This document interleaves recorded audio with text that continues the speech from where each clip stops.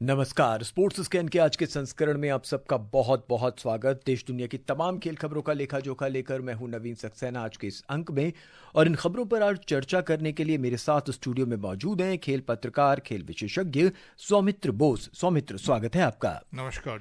नजर डाल लेते हैं अब तक की खास खबरों पर। भारतीय ग्रैंड मास्टर डी गुकेश ने विश्व शतरंज चैंपियन बनने पर आज लोकसभा और राज्यसभा में उन्हें बधाई दी गई। तमिलनाडु के मुख्यमंत्री ने 5 करोड़ रुपए की पुरस्कार राशि देने की घोषणा की। भारत और ऑस्ट्रेलिया के बीच 5 क्रिकेट टेस्ट मैचों की श्रृंखला का तीसरा मैच कल से गाबा में। भारतीय क्रिकेट कंट्रोल बोर्ड ने वेस्टइंडीज के साथ भारत में होने वाले महिला T20 और एक दिवसीय मैचों की श्रृंखला के लिए आज 15 सदस्यीय भारतीय टीम की घोषणा की। और ओमान के मस्कट में भारत महिला जूनियर हॉकी एशिया कप के सेमीफाइनल में पहुंचा।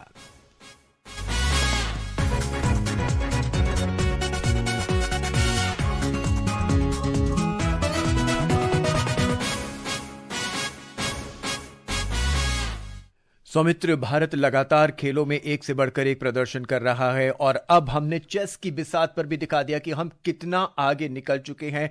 और डी गुकेश ने जब यह खिताब जीता तब से लेकर आज तक लगातार देश ही नहीं विदेशों में भी उनकी प्रशंसा हो रही है। और बात चाहे न्यूज़पेपर की हो या फिर संसद की हो, वहां पर भी उनकी पूरी वाहवाही हो रही है। एब्सोल्युटली। 2024 तो भारत ये चेस के लिए एकदम चक दे रहा है जी। और कहाँ से शुरुआत हुई देखिए, चेस ओलंपियाड में हमारा जीत लगातार, महिला बिल्कुल पुरुष दोनों ने। उसके बाद उसी टीम का एक सदस्य है जो अर्जुन एरिगैसी है जी। 2800 एलो पॉइंट्स एक एलिट क्लब होता है, उसका सदस्य बनना जी।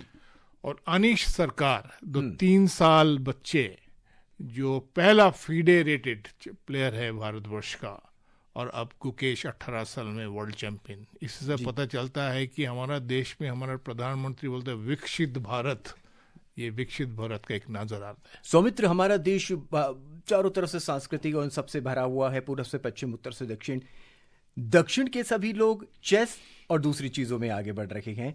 उत्तर भारत की बात करें तो कुश्ती में आगे बढ़ रहे हैं। महाराष्ट्र की बात करें तो क्रिकेट में ऐसा क्या खास है कि हर जगह से अलग तरह के लोग निकल कर आ रहे हैं? ऐसा कुछ नहीं है कि देखिए अभी आपको चेन्नई दिख रहा है कि साउथ इंडिया दिख रहा है, चेस में उभरते प्लेयर्स आ रहे हैं। एक टाइम जो था कलकत्ता से आता, कलकत्ता से जितने भी ग्रैंड मास्टर्स थे, दिव्येंद्र बरुआ देखिए, सारे प्लेयर्स इससे आते थे क्योंकि उनका एक लेगेसी था। एलेखाइन चेस क्लब था जहाँ से गोरकी सदन कलकत्ता में, जो जहाँ पे रशियन इन्फ्लुएंस से चेस प्लेयर्स बनते थे। क्योंकि आपको पता है कि रशिया से सबसे बड़े खिलाड़ी जो गैरी कैस्परोव है, कार्पोव है, सब वहीं से आए हैं जी। और वहीं से उनका ही जो लेगेसी था एलेखाइन चेस क्लब के द्वारा भारतवर्ष का चेस का। फिर वो विश्वनाथन आनंद जब आइडॉल बन गए, उनका एकेडमी का जो प्लेयर्स आते रहे हैं। और दक्षिण भारत से, जैसे आपने सही कहा कि अभी प्लेयर्स आते रहते हैं, मगर वो जो 3 साल के जो बच्चे हैं अनीश सरकार, वो कलकत्ते का है और वहीं ये शायद आगे का वर्ल्ड चैंपियन होगा। सौमित्र, लगातार क्रिकेट की ही बातें हुआ करती थी, क्रिकेट को ही लेके न्यूज़पेपर भरे रहते थे, लेकिन अब दूसरे खेल भी आ रहे हैं और भारत लगातार उनमें बेहतर कर रहा है। सीधा हम संसद लिए चलते हैं। लोकसभा और राज्यसभा ने सबसे युवा विश्व शतरंज चैंपियन बनने पर डी गुकेश को बधाई दी है। राज्यसभा के सभापति जगदीप धनखड़ ने कहा कि गुकेश की अपार प्रशंसा शतरंज जगत से बाहर भी की जा रही है। Our 18-year chess virtue, D. Gukesh, has blazed into immortality as the youngest world chess champion ever crowned in a spectacular mind teaser in Singapore. This stellar conquest reverberates beyond the chessboard. It complements India's meteoric rise in every field on the global horizon. वहीं लोकसभा अध्यक्ष ओम बिरला ने भी D Gukesh को बधाई दी। उन्होंने कहा कि ये उपलब्धि देश के युवा खिलाड़ियों के लिए प्रेरणा का स्रोत होगी। भारत के 18 वर्षीय युवा शतरंज खिलाड़ी श्री डी गुकेश ने सिंगापुर में आयोजित FIDE विश्व शतरंज चैंपियनशिप का खिताब जीतकर अभी तक सबसे युवा विजेता बनने का गौरव प्राप्त किया है। श्री गुकेश की इस जीत से संपूर्ण राष्ट्र में उल्लास एवं उत्साह का वातावरण है। उनकी इस उपलब्धि से हमारे युवा खिलाड़ियों को प्रेरणा मिलेगी। ये सदन श्री डी गुकेश को शतरंज विश्व चैंपियन बनने पर हार्दिक बधाई तथा उनके स्वर्णिम भविष्य की शुभकामनाएं देता है। और सौमित्र, इस बीच तमिलनाडु के मुख्यमंत्री ने डी गुकेश को 5 करोड़ रुपए की पुरस्कार राशि देने की घोषणा की है। और अब आपको चेस की बिसात से सीधा लिए चलते हैं क्रिकेट के मैदान की ओर। बॉर्डर गावस्कर ट्रॉफी का तीसरा क्रिकेट टेस्ट मैच कल से खेला जाएगा। मैच होगा ब्रिस्बेन के द गाबा स्टेडियम में। भारतीय समय अनुसार सुबह 5:50 से शुरू होगा। 5 मैचों की टेस्ट श्रृंखला में दोनों टीमें 1-1 की बराबरी पर हैं। पहला मैच भारत ने और दूसरा ऑस्ट्रेलिया ने जीता था। चर्चा करने से पहले सुनते हैं मुकेश की ये रिपोर्ट। एडिलेड में बॉर्डर गावस्कर ट्रॉफी के 1-1 से बराबर होने के बाद ये सीरीज फिर से वहीं है जहां से इसकी शुरुआत हुई थी। गाबा टेस्ट इस श्रृंखला के लिए एक निर्णायक मोड़ साबित हो सकता है, जिसके लिए दोनों टीमें कमर कसकर तैयार हैं। ऑस्ट्रेलिया ने एडिलेड टेस्ट भले ही जीत लिया हो, लेकिन उनके लिए शीर्ष क्रम का फॉर्म अभी भी चिंता का विषय है। हालांकि भारतीय टीम के लिए ये सवाल ऑस्ट्रेलिया से कहीं अधिक है। उनका सिर्फ शीर्ष क्रम ही नहीं बल्कि पूरे बल्लेबाजी का क्रम फॉर्म सवालों के घेरे में है, जबकि गेंदबाजी में टीम जसप्रीत बुमराह पर जरूरत से अधिक निर्भर दिख रही है। जॉश हेजलवुड पूरी तरह से फिट होकर वापसी के लिए तैयार हैं और वे अंतिम 11 में स्कॉट बोलैंड की जगह लेंगे। परंपरा के मुताबिक ऑस्ट्रेलिया ने अपनी अंतिम एकादश पहले ही घोषित कर दी है। भारतीय कप्तान रोहित शर्मा एक बार फिर से शीर्ष क्रम में आ सकते हैं। ऐसा होने पर अभी तक इस सीरीज में सर्वश्रेष्ठ भारतीय बल्लेबाज साबित हुए केएल राहुल को नीचे जाना पड़ सकता है। गेंदबाजी में आकाशदीप हर्षित राणा की जगह ले सकते हैं, जबकि वॉशिंगटन सुंदर को आर अश्विन की जगह प्राथमिकता दी जा सकती है। पिच की बात करें तो गाबा की पिच पूरी तरह से हरी दिख रही है, जिसका साफ मतलब है कि यहाँ पर तेज गेंदबाजों को अतिरिक्त मदद मिलेगी। मुकेश कुमार बल, स्पोर्ट्स कैन। सौमित्र, 2 टेस्ट मैच हो चुके हैं, लेकिन भारतीय टीम अभी भी फॉर्म में नजर नहीं आ रही है। जैसे कि रिपोर्ट में भी कहा गया, बुमराह की गेंदबाजी पर हम कब तक निर्भर रहेंगे? देखिए, लास्ट टेस्ट अगर देखिए तो उसमें सिराज का भी भूमिका रहा है। वैसे बुमराह तो हमेशा की एक जो वेपन जो है, ये तो है ही वेपन, मगर आपको देखिए सिर्फ एक बॉलर से कोई मैच नहीं जीत सकता है। True. आप देखिए बोलैंड का रोल देखिए लास्ट टेस्ट में, जो उसने भी विकेट चटकाया, बड़े विकेट निकाला।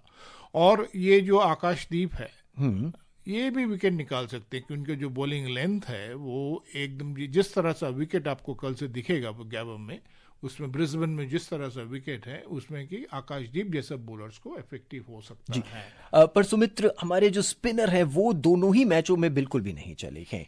नहीं चला है, मगर इस विकेट में गैबा का विकेट है कि 3rd और 4th डे में स्पिन लेते हैं। और इसलिए देखिए, आप एक चीज देखिएगा, नेथन लियोन जो 50 के ऊपर विकेट लिया है इसी पर्टिकुलर ग्राउंड में, वो आपको उसका प्लेइंग 11 में दिख रहा है। इससे से पता चलता है कि कहीं ना कहीं पे स्पिनर का रोल आएगा ही आएगा।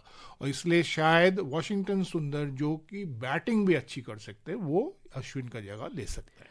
रोहित शर्मा क्या डू यू थिंक कि कल ओपनिंग कर सकते हैं? क्या जरूर ओपनिंग करेंगे, वही उसका पोजीशन है। उसको देखिए, रन तो नहीं है, रन नहीं बन रहा है, और अगर उसको रन बनना है, he has to lead from the front. और देखिए, अगर टॉस जीते और इंडिया बैटिंग करे, उसको शायद फेस करना पड़ेगा। और he opening is the right position for him. और केएल राहुल नंबर 5 में शायद बैटिंग करेंगे, and that is also a good position for him. Saumitra, Shubman Gill भी फॉर्म में नजर आए पिछले मैच में, और इस बीच आज प्रेस कॉन्फ्रेंस में उन्होंने कहा कि हर मैच अपने आप में एक नया होता है और ऑस्ट्रेलिया में जीत सुनिश्चित करना जो है वो चुनौती भरा होगा। यहाँ से 3 मैच की सीरीज़ है हमारे लिए, हम ऐसा मान के चल रहे हैं कि 3 मैच की सीरीज़ है। और अगर ये वाला मैच हम जीतते हैं, फिर मेलबर्न और सिडनी में मुझे ऐसा लगता है कि हमारे पास अपर एंड रहेगा वहाँ पे। तो मित्र, कल का मैच भारत के लिए भी चुनौती भरा होगा और ऑस्ट्रेलिया के लिए भी होगा। एब्सोल्युटली, और भारत के लिए खास करके ये मैच खूब इम्पोर्टेंट रहेगा, क्योंकि आपको शायद पता होगा 21 सीरीज में ये शुभमन गिल ने मैच जिताया था, क्योंकि उनका जो बैटिंग, जो उसने 91 रन किया था, जो मैच हम कभी सोच नहीं पाए थे कि ये मैच हम जीतेंगे, गिल और पंत ने निकाला था। आपको शायद याद होगा कि लास्ट डे में, लास्ट आवर में ये मैच जो जीता, ये भारत को सीरीज जिताया था। पिच के बारे में जब शुभम गिल से पूछा गया तो उन्होंने कहा कि विकेट जो है बेहतर तरीके से इस पिच पे खेलेगी। The conditions are definitely challenging, but I think there's a period in between from 30-35 overs till the second new ball where it gets a bit easier to bat, but just that mental intensity, are you there? Because obviously the pitches are fast. और जब कल होने वाले match के बारे में उनसे पूछा गया तो उन्होंने कहा, पहले अगर हम आए हैं हारे हैं तो फिर रहता है कि यार यहाँ पे हम जीते नहीं हैं, बट जितनी भी बार हम इधर आए हैं पिछली 2 बार जीते हैं, इंडिया में भी जीते हैं। उतना उस चीज़ का भी वो जो कहते हैं कि अगर बॉलर है तो बॉल देखनी चाहिए, वो चीज़ इस जनरेशन में ज़्यादा है कि इतना फ़र्क नहीं पड़ता कि बॉल कौन डाल रहा है। सौमित्र, अगर ये मैच ड्रॉ रहता है या किसी वजह से नहीं हो पाता तो इसका विश्व कप पे क्या फ़र्क पड़ेगा? देखिए, वर्ल्ड टेस्ट चैंपियनशिप में इंडिया का अभी रैंकिंग 3rd पोजीशन में है जी। साउथ अफ्रीका लीड कर रहा है, ऑस्ट्रेलिया 2nd है, इंडिया 3rd है और 4th में श्रीलंका है। तो इस मैच में जीतना तो जरूरी है। हालांकि यहाँ पे वेदर फोरकास्ट जो है बारिश का भी संभावना है। जी। इस बीच विराट कोहली ऑस्ट्रेलिया के खिलाफ तीसरे टेस्ट में इतिहास रचने वाले हैं और इस मुकाबले के साथ वो कंगारुओं के खिलाफ 100 इंटरनेशनल मैच खेलने वाले अब तक के दूसरे खिलाड़ी बनेंगे। सचिन तेंदुलकर ने ऑस्ट्रेलिया के खिलाफ 110 मैच खेलने हैं। सुनते हैं सरफिरोजी की रिपोर्ट। विराट ने ऑस्ट्रेलिया के खिलाफ 99 मैचों में 17 शतक लगाए। इनमें वे 9 बार प्लेयर ऑफ द मैच रहे। विराट ने ऑस्ट्रेलिया के 7 में से 6 शहरों में शतक लगाए हैं। ब्रिस्बेन ऐसा इकलौता शहर है जहां वे शतक नहीं लगा सके। विराट तीसरे टेस्ट में शतक लगाकर ऑस्ट्रेलिया के सभी क्रिकेट शहरों में सेंचुरी लगाने वाले इकलौते खिलाड़ी बन सकते हैं। विराट ऑस्ट्रेलिया के खिलाफ 27 टेस्ट, 49 वनडे और 23 T20 मैच खेल चुके हैं। इनमें उन्होंने 50 से ज्यादा की औसत से 5326 रन बनाए। उनके नाम 17 शतक और 27 अर्धशतक हैं। खास बात ये रही कि विराट ने 17 में से 10 शतक ऑस्ट्रेलिया के खिलाफ उन्हीं के घर में लगाए। विराट की मौजूदगी में भारत ने ऑस्ट्रेलिया को 10 टेस्ट, 21 वनडे और 15 T20 में हराया। विराट ने 2018 में ऑस्ट्रेलिया के मैदान पर ही इतिहास रचा था, जब उन्होंने अपनी कप्तानी में टीम इंडिया को 2-1 से टेस्ट सीरीज जिताई थी। भारत ने क्रिकेट इतिहास में पहली बार ऑस्ट्रेलिया को उसी के घर में टेस्ट सीरीज हराई थी। सरफिरोजी, स्पोर्ट्स कैन। इस बीच अंतर्राष्ट्रीय क्रिकेट परिषद आईसीसी ने आज स्पष्ट कर दिया कि champions trophy cricket tournament hybrid model में ही खेला जाएगा। पाकिस्तान 2 देशों में मैचों की मेजबानी करेगा। भारत और पाकिस्तान के बीच ग्रुप मैच दुबई में होगा। वहीं भारत अपने सभी मैच संयुक्त अरब अमीरात में खेलेगा। यहां टूर्नामेंट के 2 नॉकआउट मैच भी खेले जाएंगे। वहीं भारतीय क्रिकेट कंट्रोल बोर्ड ने वेस्टइंडीज के साथ भारत में होने वाली महिला T20 और 1 दिवसीय मैचों की श्रृंखला के लिए आज 15 सदस्यीय टीम की घोषणा की। भारत और वेस्टइंडीज के बीच 3 T20 और 3 1 दिवसीय मैच खेले जाएंगे। पहला T20 मैच रविवार को मुंबई में होगा।